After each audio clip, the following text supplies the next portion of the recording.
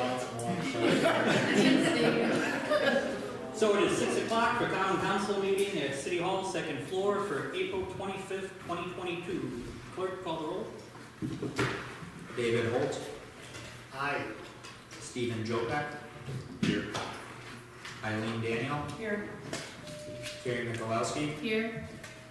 Gerald Anderson. Here. Thomas Barnett. Here. Thomas Kelly. Here. Leanne Felton. Here. Chris Hans. Here. Okay, number 3, Pledge of Allegiance. Pledge allegiance to the flag of the United States of America and to the republic for which it stands, one nation, under God, indivisible, with liberty and justice for all.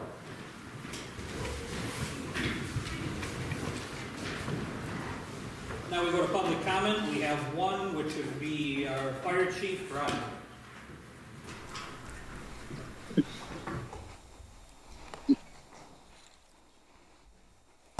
Oh, shot me. Yeah, careful. Hey, good evening. I just kind of want to report on a fire that we had Sunday morning.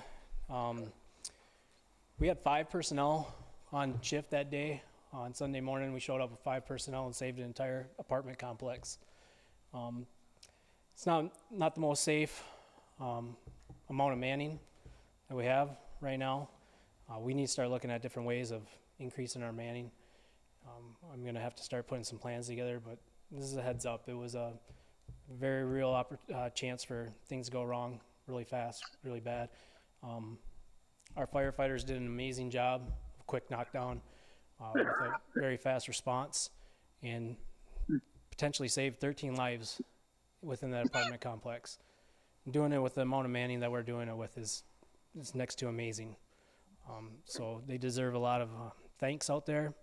We also deserve a lot of thanks, or want to give a lot of thanks to the Rhinelander Police Department and Oneida County Sheriff's Department. They were able to help evacuate a lot of the personnel. We didn't have fire alarms go off, so we had to manually get people out of the building. And at 1 o'clock in the morning, most people are asleep at that time. So crisis averted. You'll see a media release from me tomorrow. So if there's any questions or concerns, you can direct them to me. I'll be in the office all day tomorrow. Thank you. Anyone else for public comment? Alderman, anyone have any comment from their residents? There being none. Mayor's comment, I have no comments. Going to meeting minutes, I would entertain a motion to approve. Hold. Motion to approve meeting minutes dated April 11th, 2022. Barnett, second. All in favor? Aye. Aye. All opposed?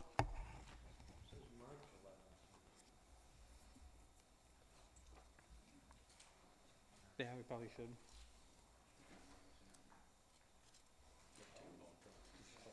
True. Mine says it. Yeah.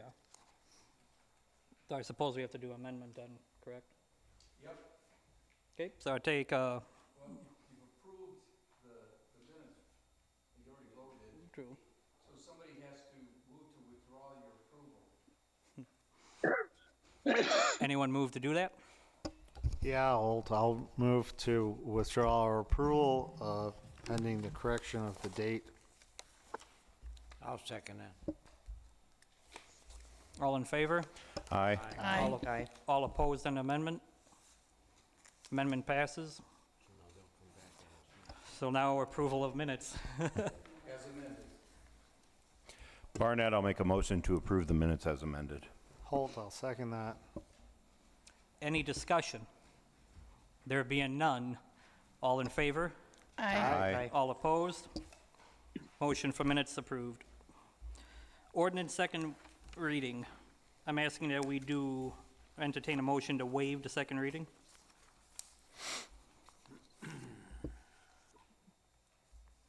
So what this would do is it stops us from actually having to read out all the changes for the ordinance. Daniel, I'll make a motion to waive the second reading and move to approval of ordinance amending section 2.01.03, paren 1 and paren A, paren 2, paren A, appointed officials. Michalowski, second. Any discussion? Not seeing none, all in favor?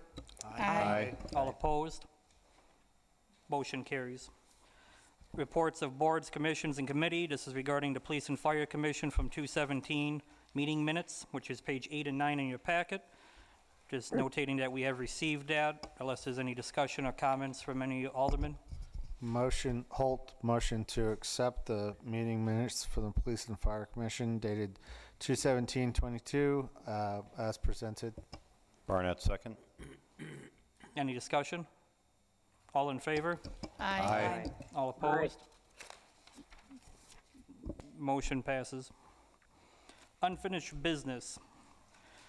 This is a discuss and approve resolution 2022-7 authorizing the redemption of taxable general obligation community development bonds series 2013B dated June 11, 2013. I refer to Zach on this. You may recall last year when we refinanced a number of the debt issuances that the city had outstanding. Many, in fact, I think all were due to the ability for us to achieve some interest rate savings at that time. Obviously, the times have changed a bit in the interest rate world, but this still is advantageous for the city to pay off this debt, which it's accumulated the principal to pay that off to offset future interest payments on this, and of course save the TIF district the amount of interest that it would accrue if we were to keep the debt outstanding through December of 2029. So we're looking for your formal approval, in which case this will be forwarded on to our municipal advisors for a call date to occur on June 1st. Is there said motion? Holt, I'll motion to approve resolution 2022-7 authorizing the redemption of taxable general obligation community development bonds series 2013B dated June 11th, 2013. Michalowski, second. Any further discussion? All those in favor? Aye. All those opposed? Hearing none, motion carries. New business. So for citizen appointment, we're only going to be appointing Dennis due to other name was withdrawn. So I'd like to entertain a motion to appoint Dennis to the library board of Rhinelander. Barnett, I make a motion to approve Dennis Carrier, is that how you say it? Carrier, to the library board. Holt, Second. There being a motion and a second, any discussion? There being none, all in favor? Aye. All opposed? There being, hearing none, motion passes. Discuss/approve bills and claims in the amount of $1,316,772.98. Daniel, make a motion to approve the bills and claims in the amount of $1,316,772.98. Holt, second. Being a motion and a second, any discussion? All those in favor? Aye. Oh, good point. Sorry. Carrie Michalowski, Aye. David Holt, Aye. Eileen Daniel, Stephen Jopek, Aye. Gerald Anderson, Aye. Thomas Barnett, Aye. Leanne Felton, Aye. Thomas Kelly, Aye. Sounds like the ayes have it. Motion approved. Bill FFY 2022 Carbon Reduction Program. I've heard Zach discuss this. The BIL acronym is the Bipartisan Infrastructure Law, so for not needing to repeat that item on our agenda, we've abbreviated as it's most commonly referred. As was discussed with some of the street grant projects recently, this was a part of the major infrastructure legislation that was passed. This is a new program. It sounds like it'll be around for at least the foreseeable 5 years, which the funding was available to states and local units of government. The carbon reduction program on page 18 in your packets outlines various project activities. As the guidance on this grant opportunity came out, it became clear that the priority in this solicitation will be on fleet replacement type activities versus some of the other more elaborate infrastructure such as electronic charging stations, anything that requires any engineered plans or specifications. Those will likely become more popular or eligible in future solicitations. This one has a near-term deadline of May 6th. 15 million is available across the state for the carbon reduction program. And we've been working with department heads within Public Works and Public Safety to put together basically a grant application that would be about one vehicle in almost all of those divisions or departments, though the grant will require a 20% local match, and we'll have 6 years to make the purchase. So if we're awarded, we'll have 6 years to come up with a local match. It's a fairly lucrative and I would say an obvious one for the city to consider application. It would be for the purchase of hybrid or electric vehicles in those departments. We don't have the full grant application pulled together just because it was only released a number of weeks ago, and we're continuously working with staff on this.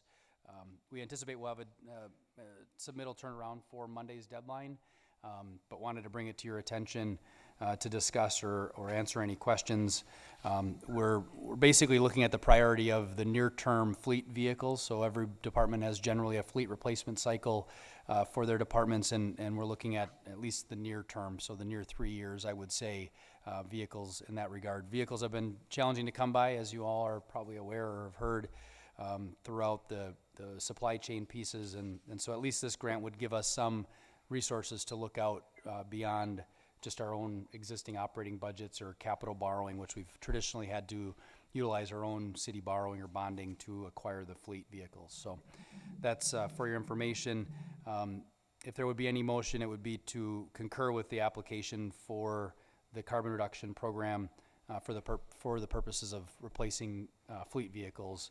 It wouldn't be for the addition of fleet vehicles in our fleet. In fact, I think those things it's pretty clear that they don't support the addition or the growth of a fleet, but replacement on a one-to-one basis with hybrid or electric vehicles, would be the priority. Any questions? Tom? What is the feasibility of full electric to be instituted, say within the next 15 years? You mean electrification in terms, like in the charging stations throughout the city? I suspect, based upon the grant horizon of some of the other resources, the state is currently putting together its electrification plan. Fortunately, we're bounded by 3 state or federal highways that all have to be connected with the modernization of the electrification system. So I think the city of Rhinelander is actually positioned quite well in comparison to other places that might be more off the grid, no pun intended, but the reality is the highway system will follow the electrification that the plan that the state is putting forth. So how that reaches into our boundaries is to be determined.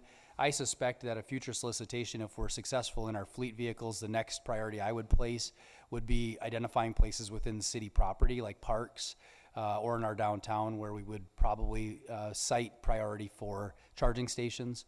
There is some state legislation right now prohibiting municipalities from owning and operating charging stations. So depending on how that legislation shakes out, we might have to pivot our strategy to work with someone in the private sector to place those. But I wouldn't say 15 years, I would say 5 years, if not sooner. Wow, okay. Yeah. Okay.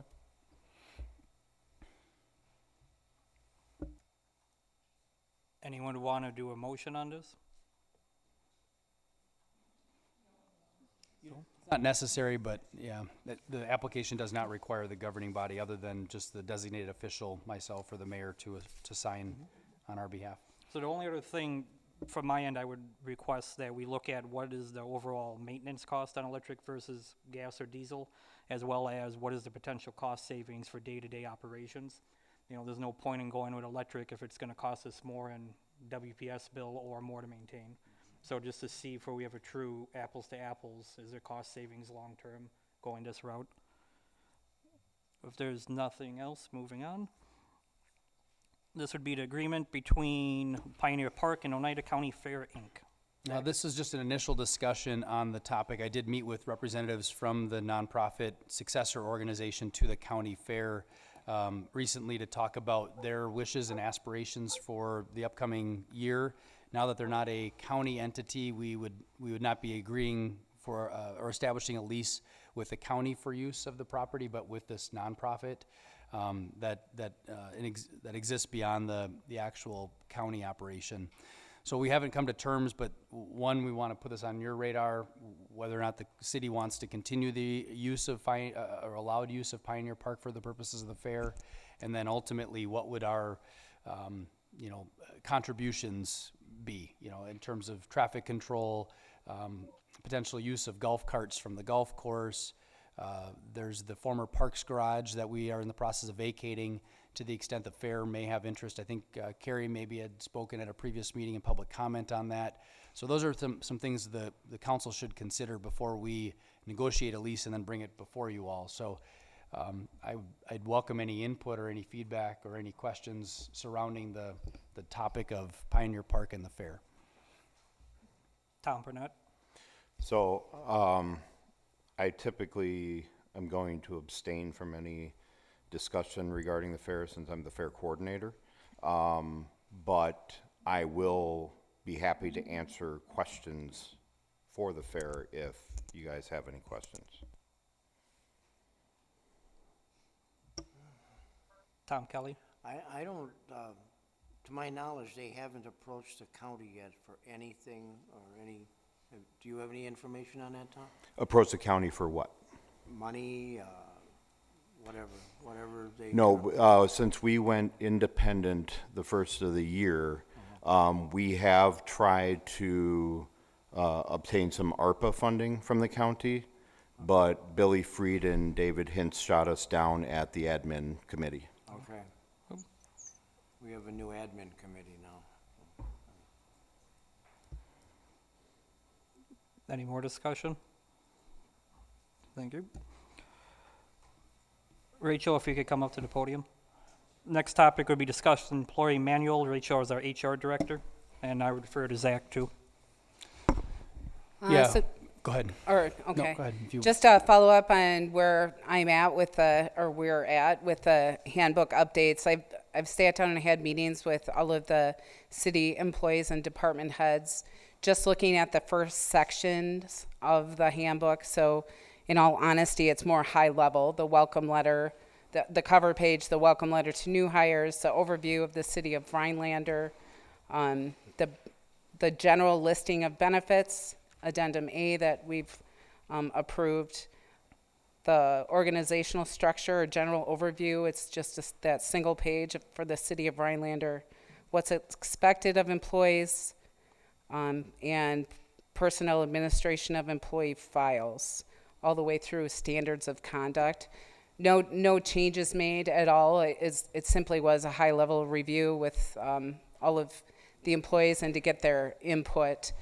The only updates would be to update the population number, all of the stuff that has changed over time.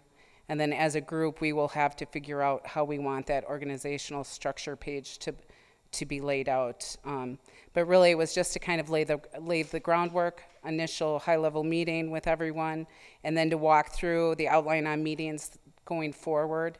So the intent going forward would be, as we cover each section, or I cover each section, high-level or a review of what's in those sections, and to get input from all of the employees and the department heads as far as what have we done past practice, what bothers you, what requests you have, what ideas you have, and to gather that information and then bring it forth to council for us to make determinations on what needs to be updated and what needs to stay as is. That's all I have. And I was just gonna say, as we've chunked it out in sections, so we've got a monthly calendar as to the pace at which we hope to go through the process and review the manual. By socializing it on kind of a one-to-one basis, it gives us a good opportunity, one, for employee engagement, to continue to have that dialogue, both with HR, myself, where I can on administrative matters, and then with our employees. I think it's important, they all sign off on it when they receive it as a new hire, but not often do we have take the opportunity and invest the time to have those discussions. So I think there's some value in that. Additionally, the manual, while it reads as a very text-heavy document, we also plan to pull out benefits so people can see on a almost an Excel spreadsheet basis what benefits are in existence. Some benefits to one may not be benefits to other, and so as we try to think equitably across all employee groups, and quantifying those benefits around like a total compensation picture for our employees, our health insurance vendor, Cottingham and Butler, has some nice facilitation tools to help communicate to employees what those benefits are available to them. So one example might be a work schedule. It might be taken for granted that it's a benefit, but we offer, in the case of streets, for example, 410s in the summer. There's been some discussion about wanting to expand that. So having dialogue, active dialogue about what are the implications of maybe having a compressed work schedule, what are impacts to the services we provide our residents, what's the perception our residents have about having a non-traditional work schedule or a across employee groups. So I think that's also a benefit to having these discussions, is so we have that active dialogue. Plus it also offers the opportunity for other questions to come up. We've talked about wage scale and other things in groups. And it's important for our employees to have a pretty solid understanding of the structures of which the city operates within. And so the plan is to have a full comparative analysis of our benefits, and then to look and to feel confident in areas where we know, holidays, for example, and we're not there yet, but, in the case of some neighboring municipalities, we provide more paid holidays. So we should be confident in sharing that with prospective hires or new hires as we're trying to recruit, that our benefits are on par or above average, and where the cases they might be. In the case that we might have recruitment challenges because other municipalities have benefits that we don't have, well, let's have a discussion about that. So I think that's the kind of the long and short of the whole idea with the process at which we're going about this. And further, we're not going to plan, any benefit changes, at least we hope not to make spot benefits changes without having a total picture in mind. So that's really been the approach thus far in the employee manual. So Zach, is the goal to be on par with other communities for benefits for employees? I think it's a goal that we are on par, or if not better, than our competitive, counterparts, that we are competing for talent. We know that talent pools are thin, and if that's a material impact as to why we don't get candidates, certainly there's an opportunity for us to. And I think trends happen. Our employee manual hasn't evolved in some ways, and are there areas where maybe we're too traditional in our thinking? I'm not sure what that example might be, but in discussion with our employees, many of their spouses or significant others work other places, so they may have different benefits available to their family than the city doesn't provide. So I think it's a two-way dialogue in that regard. Thank you.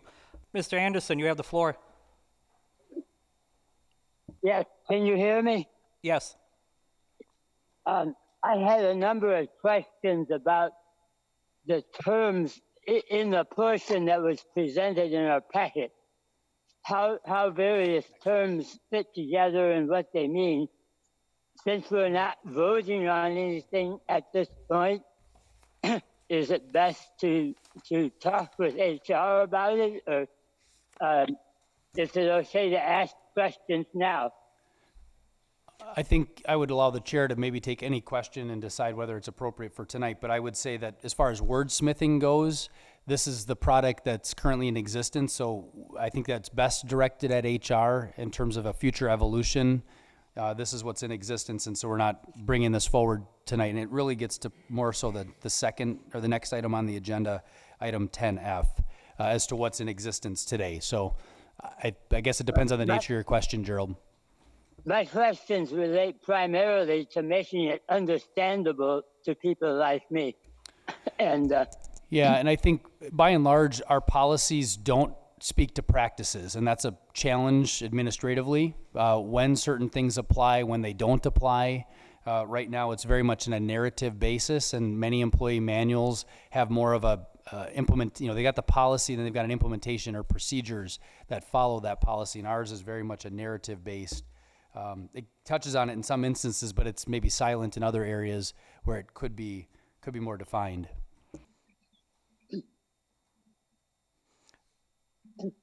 But let me just ask one question. If you look at the section on overtime pay, there's item A, item B, and then the next full paragraph. Oh, wait a sec. Yeah.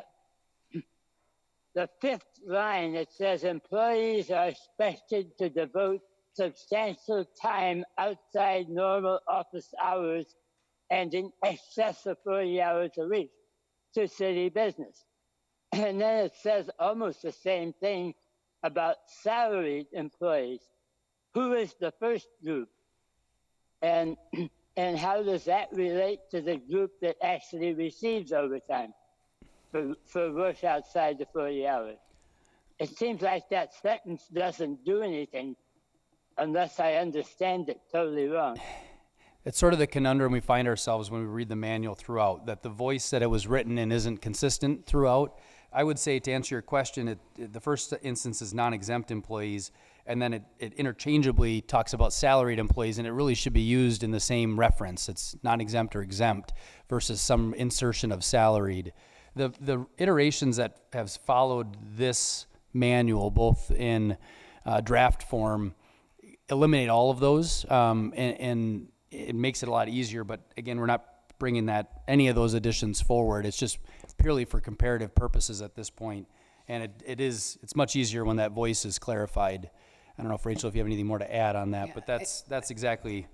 And my full intent going forward would be to simplify and summarize some of this stuff and make it more so that you can read it and understand it. Yeah. But we haven't gotten that far yet. Yeah. Okay.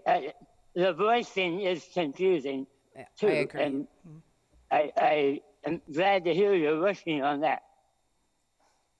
Any other and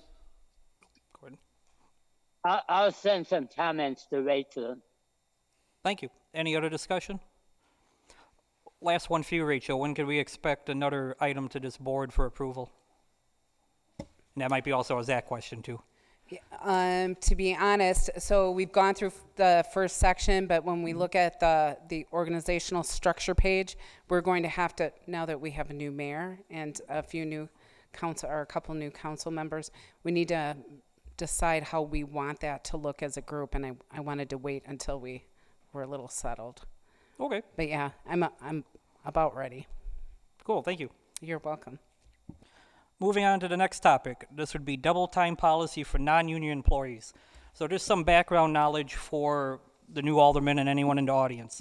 So my understanding, multiple councils ago, removed the perceived benefit of double time for Sunday pay for non-union employees. With that, we started to enforce it first of the year. So this isn't, I don't want this to be a discussion about who did what, was it right, was it wrong? It's a discussion about moving forward. Are we, as a body, going to bring back double time for non-union employees for Sunday or some form of that?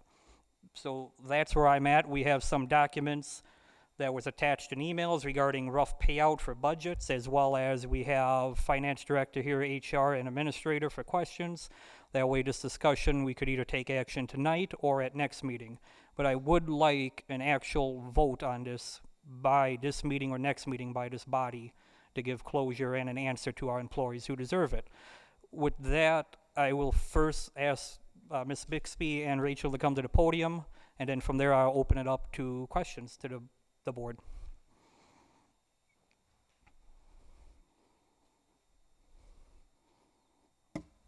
So roughly what I said, was that more or less correct?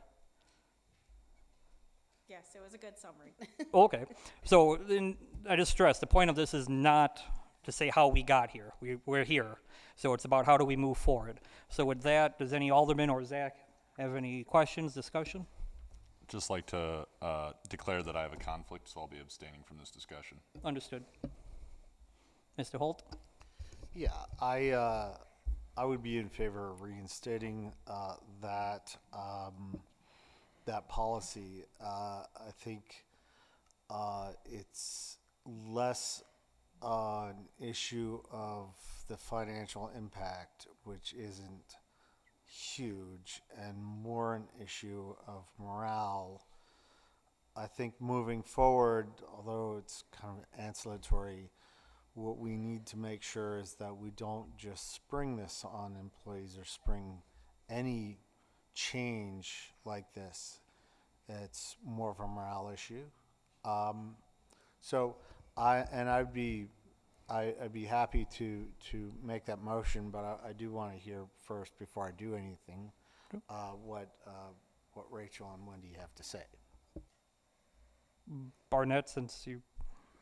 So I've been out of the public sector for a very long time, so maybe I'm just out of touch. But when I used to work my 40 hours a week and come in on the weekend to work and all that kind of stuff, Sunday has always been double time for me. So for me, it almost seems like a no-brainer. Sunday is meant for a day of rest when you work your 40 hours and then some. And if you're a dedicated employee that will come in on a Sunday, they're definitely worth that benefit. I don't think that it is out of line to ask that. And I don't think it's out of line to give employees double time on Sunday, provided they fit the criteria as working so many hours and so on and so forth. So I'd be behind it. Any future discussion? Oh, Mr. Anderson? Yeah, I'm kind of leaning the other way because I'm not clear how it's that different from any other kind of overtime. And a lot of how we use overtime depends on how we schedule people. And I realize there are emergencies because of weather or because of water or sewer problems or whatever, that people should be called out on any particular day in excess of their usual time. If that's not, it doesn't appear, and I can be corrected on this, that it's that common in other places around to pay double time on Sunday. And so I'm at least not convinced that we need to do that. Again, I agree with the thing about not bringing changes on people. That's the worst way to do it. But just the concept, it seems like time and a half is enough for double time. Thank you. Overtime. Mr. Barnett? I'll rebut Alderperson Gerald's comments. It is common. Maybe not up here in the Northwoods, but I mean, you go just south of the border here and it's all over the place. I mean, everyone, you work 40 hours a week, Saturday is time and a half, and if you got to work a Sunday, which is like 7 days of work, you're in that double time and a half. I mean, that's how it always has been for every place that I've ever worked. So, like I said, maybe I'm just thinking back way too far, but you give up your 1 day off during the week, I think you've earned it. Ms. Daniel?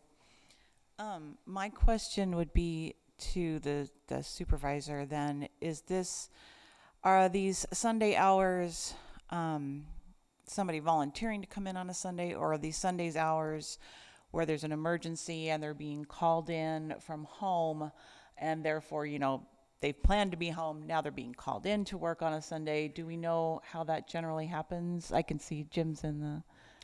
That's a really good question, and I think Jim can come up and elaborate, because every department has some qualifying circumstances. I would say, depending on the business case or the need for Sunday work, streets might be a snowstorm, water might be a water main break or a thaw, or where we're planning, unanticipated scheduling, wastewater, we've got a, 24/7 plant.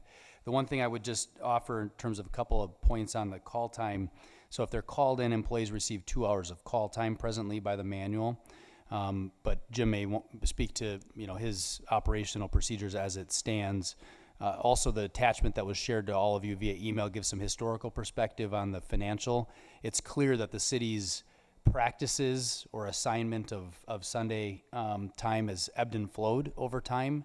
It appears that there's always been some form of holiday pay on double time on holidays, and then Sunday double time, again, around scheduling or unique circumstances. But I think, Jim, the question is specific to when somebody knows they're coming in or when they're called in. Sure, that is a really good question. So at the treatment plant, we have staff there 7 days a week. The treatment plant is staffed 4 hours on Saturday and 4 hours on Sunday. We don't have a choice in that. The DNR with our permits require us to staff our operations 7 days a week. Each of the 4 treatment plant operators works about 13 weekends a year. So this double time policy change affected our group the most out of everybody. The financials that were mentioned, I haven't seen that, don't know anything about that. I guess I'd like to see that information. Our weekend practices haven't changed in my 7 years there. Again, there's always somebody there on Saturdays and Sundays, and 2 people on holidays as well. I have a follow-up question. So then the folks that are working on Sunday, this is they're scheduled on a rotating basis to work the weekends? And is it above and beyond a regular 40-hour week prior to that? Or is this their schedule work time? That is their 7th day of an 11-day straight stretch worked. Okay. Gotcha. I have 2 questions for you. Do you feel this policy for your department is unfair anyways to your employees? I think it's unfair the way it got removed. Okay. Do you feel there's any abuse of this policy by your employees? There is not. There's been no change in how the weekends run in my 7 years with the city. Okay. Any further questions for Jim on this topic? I would ask Tom to come up, Roser, who's a department head for our water side.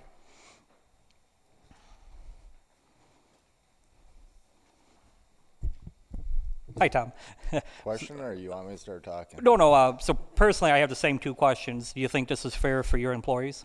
I do. I mean, we require everyone to, we have a 5-man rotation on for call on the weekend. We're responding to, sewer backups, a lot of liability issues, which saves the city money when it gets taken care of anyway. Yeah, so I think it's fair policy keeping the double time on the weekends. Do you think there's any abuse through your department through this policy? No, we've got plenty of days no one comes in on a Sunday. And I think I can probably speak somewhat for the street department a little bit too. It's probably more rare for them to be in on a Sunday, but it's during a snow event if they are. So, any other councilman or Zach or administration have any questions for Tom? Great. Thank you, Tom. Yep. Any other councilman have any discussion about this topic in general? So now we're at the point, are we confident for moving forward with a motion, or do we want to think about it and discuss this at the next meeting? So I would entertain a motion if someone is willing to have a motion on this topic. I'd like to make a motion to move voting on this topic to the next meeting. Anderson, second. There being a motion and a second, any discussion? All those in favor? Aye. Aye. Motion passed, so at the next meeting, we will discuss this topic. Oh, and vote. Thank you. I think you want to say we'll take action on this topic. Isn't that what your motion was? Correct. You said we'll discuss. I want to make sure the public knows that you plan on taking action on it at the next meeting. Yeah, I misspoke. Yeah, I just wanted the record corrected because I didn't want people to think that we're going to talk about it and then talk about it again. True. I'm just sitting over here listening. Item G, discuss and approve the 2022 firework contract. I refer to Zach.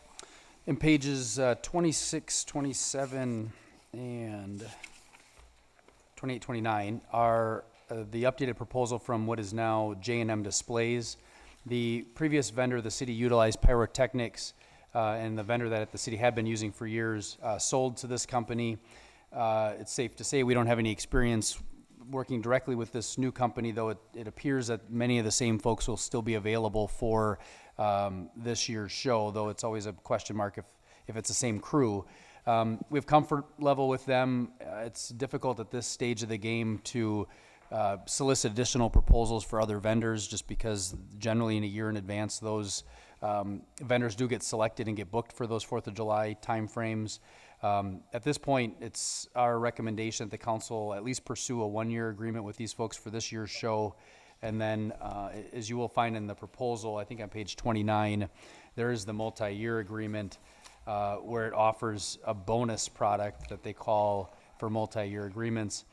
I think there's some opportunity to negotiate with them at the end of this year to potentially give us a multi-year agreement in years following, but I think at a minimum we'd feel most comfortable with a 1 year with them, and then the opportunity to reevaluate based on our experience going forward.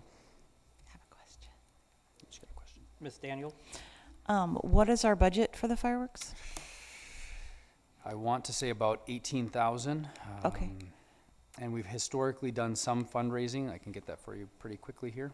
Okay. The reason I asked that question is that in reading this letter from J&M, they are saying that they're going to be implementing a 20% price increase. So that's going to either mean an additional cost to us to have the same level of show, or a decrease in the amount of fireworks in order to maintain the budget. So I'm just wondering which direction we're leaning. You've got it. 15,000 is the budget we currently have in the room. The room tax is the funding source. So one of which would be to pursue additional fundraising from the community to support the show. But yeah, the scope of the show could change if we didn't have the budget. Room tax post-COVID is somewhat rebounded, so I can say that there might be some ability for us to tap that. That fund is also carrying a reserve fund balance, if I can get to that point. So we'd have somewhat of a surplus from fund balance from previous years in the room tax to cover the difference if we were unsuccessful with any additional fundraising with this proposal. Zach, with the contract, what kind of timetable do we have to lock this in, or how much time do we have left to make a decision? If you wanted to postpone it a meeting, I don't think that'd be a problem. But if we get too far, we've tentatively told them we were going to present this to council so we could hold that date for their crew, because they do a ton of shows throughout the Midwest. Mr. Barnett? Zach, is this something that I typically haven't really looked into what funding this group does, but do you think the Rhinelander Community Foundation is a group to ask if they want to help out, or? My experience is they're quite specific about the projects and okay. initiatives versus those kind of continuing opportunities. Historically, the USW, the Steelworkers Union, has supported. Pine Lake made a small contribution. My experience is, trying to solicit other municipalities can come with some success, but again, generally only during budget time, not in the mid-year case like we're already in. Kiwanis has also supported in the past, it looks like. How confident are you that we'll be able to fundraise to keep the same display, if not better display? I don't have any read on that. Rhinelander GM came forward with almost unsolicited in past years, but I have no fundraising in this post-pandemic environment's been hit or miss, depending on what you're asking for money for. Yeah. Any future discussion? Mr. Kelly? I'm going back to this letter on page 26, paragraph 3. This stuff hasn't even been loaded on a ship yet. Right. And, what happens if we agree to this contract, we agree to their price, and we have no fireworks? Steve's bringing his stockpile from Von Briesen to shoot off the show this year. I'm sure. Nice. True. You gotta learn. Oh, good for you. It's that's- possible we that's have to look to concern Plan B, because yeah, of right. the flow of merchandise. Yeah, and tell the public that we're, trying to seek damages from a fireworks vendor probably wasn't gonna go too far if we don't have a show on the 4th. But, I think the reality is if we had a contract with them, they're large enough where they'll have to meet their end of the deal or some form of renegotiation. The show might get shorter, they might have less fanfare with the type of display they put on. But that's a good question that we can follow up. I mean, at least having some regular updates so we can prepare ourselves if that were the likelihood. I would tell you, Tom, I've had the opportunity of suing a fireworks company that did not have fireworks on the date they were supposed to, because they shot the fireworks up behind a cloud bank with fog, and no one could see them. And we won the lawsuit, and they had to redo the fireworks on a different date in their totality. The one thing they don't have is money. The one thing they do have is fireworks. And generally, they'll be more than happy to do a new show rather than pay you money. That I can tell you from experience. Any more discussion? Barnett? I was looking through here, but I really didn't see, is there anything in the contract, Steve, about, if the shipment doesn't get here from China? No. Nothing in the contract? I didn't think I saw anything. We may want to look at number 3, which is postponement or cancellation, and ask them to include a statement in there that if it's for the seller's delay or something, that there might be either a no fee or something to incentivize them to do the show. It would be a breach of contract, and we can sue them if they don't provide it. Okay. So not seeing any more discussion, I would, Mr. Anderson, you have the floor. But yeah, I just wanted to say I'm in favor of going ahead with the contract, except there seem to be too many things that are uncertain right now. I wouldn't even know how to state it in a motion. So I guess we ought to go to the next meeting. Thank you. So with that, I would entertain a motion to approve a 1-year contract for them. Barnett, I'll make a motion to approve a 1-year contract with J&M Displays. Holt, second, because he beat me by 1 second. Would there be a motion and a second? So this is to approve. I believe we have to do a roll call since this is an expense. No? Okay. So then, any further discussion since we have a motion and a second on the floor? So, just to be clear, with all of these concerns about the contract as is, we're still gonna move forward with, are we gonna try to amend this contract and make sure that happens, or, because as this says, there's nothing there holding them accountable should, So the current motion on the floor is to approve. You Okay. can make an amendment to amend that motion, but that's your call, or any alderman's call. I'd like to suggest also that Steve wants to. Let me make it very clear that the contract does provide that they will perform. They don't have an out in the contract. I mean, there's not a clause that says that if the ship doesn't get here, we don't have to perform. But if you want us to, we can negotiate with them between now and the next. We just want to know if you want to move ahead with this group, with this contract at this price. We can certainly play with the terms between now and next. I think the sooner you tell them you want their fireworks, the more likely you are to get the fireworks. Because I think if there's really going to be a delay in getting fireworks to the United States, first come, first serve. Mr. Anderson, you have the floor. I'm reluctant to approve a contract with no dollar amount in it. I'm not sure it's even a valid contract without that. But I would like us to go ahead as soon as possible. Should we just pick a dollar amount and say subject to further negotiation or something like that? I don't know what that amount would be from the discussion we've had. Thank you. Any other discussion? could I get a clarification from the city administrator that it was up to $15,000? Correct. Yeah, they're aware of the So budgetary. there is an up to budget on this. Okay, with there being a motion and a second. No other discussion? All in favor? Aye. Aye. All opposed? Motion carries. Item H, discuss and approve agreement with TAPCO not to exceed $3,000. My understanding, this is regarding traffic lights and service of them. I'll let Zach speak on more of the details. Correct. Our street staff does have operational knowledge and does most of the on-site initial contact and work of the traffic signals at our intersections. However, it's been some time since we had a preventative maintenance visit from TAPCO.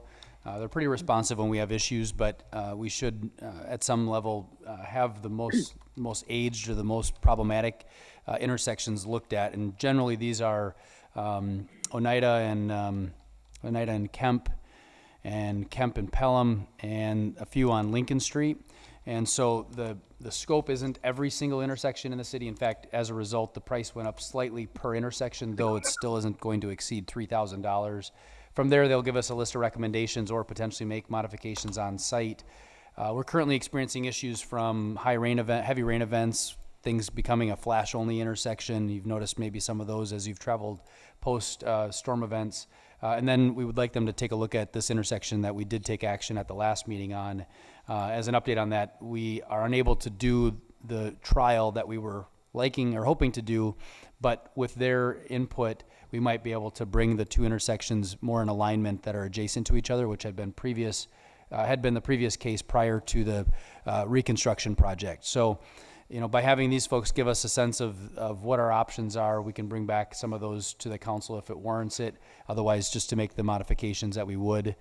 Generally, this small of item we wouldn't bring forward, but it's been something that's on top of minds for a lot of people, both at the council and at the community level. So just seeking your concurrence on this effort and having them come up and make a visit to address some of the intersections in town. Zach, with that, do we have any other takers or vendors on this type of work? Yeah, good question. TAPCO is unfortunately one of the very few that does this type of work, and they're pretty much the standard across the state or the Midwest. Daniel, I'll make a motion to approve the agreement with TAPCO not to exceed $3,000. Holt, second. There being a motion and a second, any other future discussion, or any other discussion on the topic? None? Roll call. Yep, roll call. Gerald Anderson, Aye. Stephen Jopek, Aye. Eileen Daniel, Aye.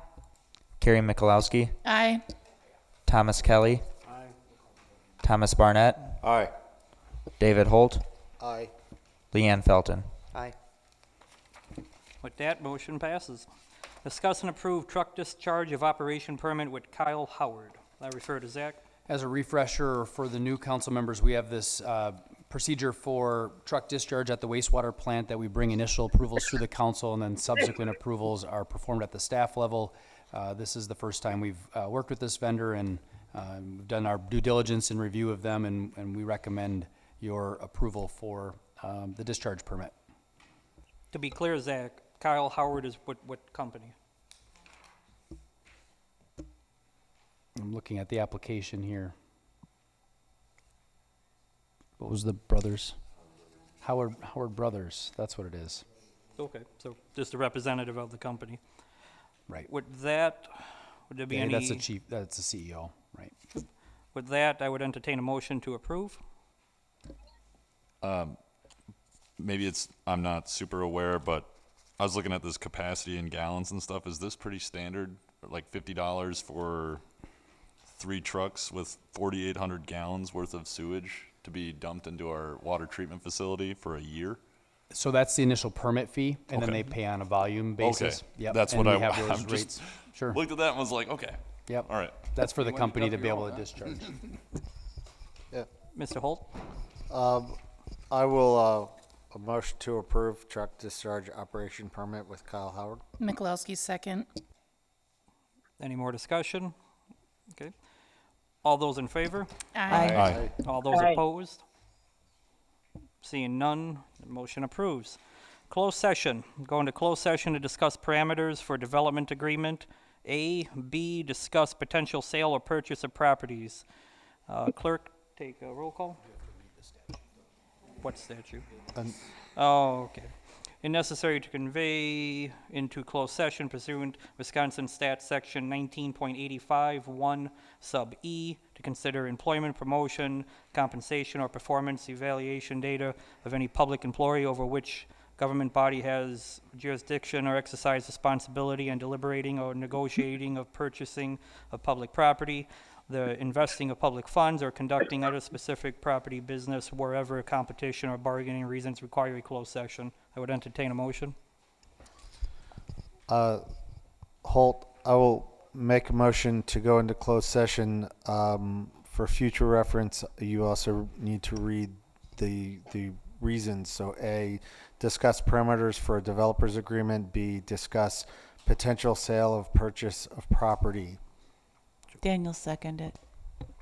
Motion and a second. Roll call. Eileen Daniel, Aye. David Holt, Aye. Thomas Kelly, Aye. Stephen Jopek, Aye. Thomas Barnett, Aye. Gerald Anderson, Abstain. Leanne Felton, Aye. Carrie Mikulowski. Aye. With that, motion passes.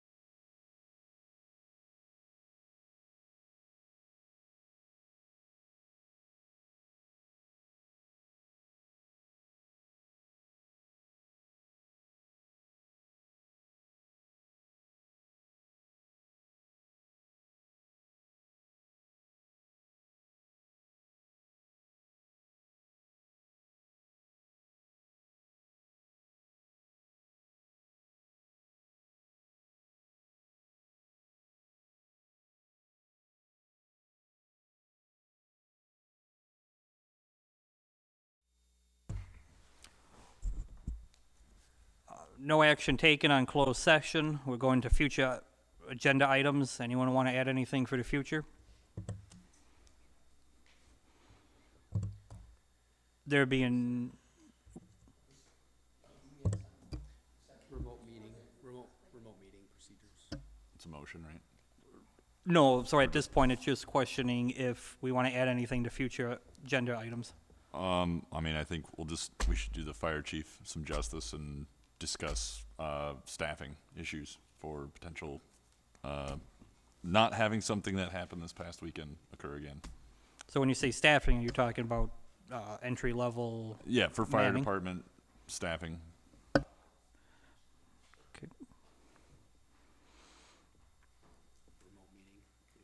And then the other item we're going to add to future agenda items is a policy for remote meeting.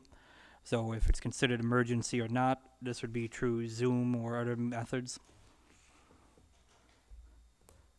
Anything else to add regarding future agenda items? Nope. So then I would like to adjourn the meeting. Next meeting will be May 9th, 2022 at 6 p.m. Thank you.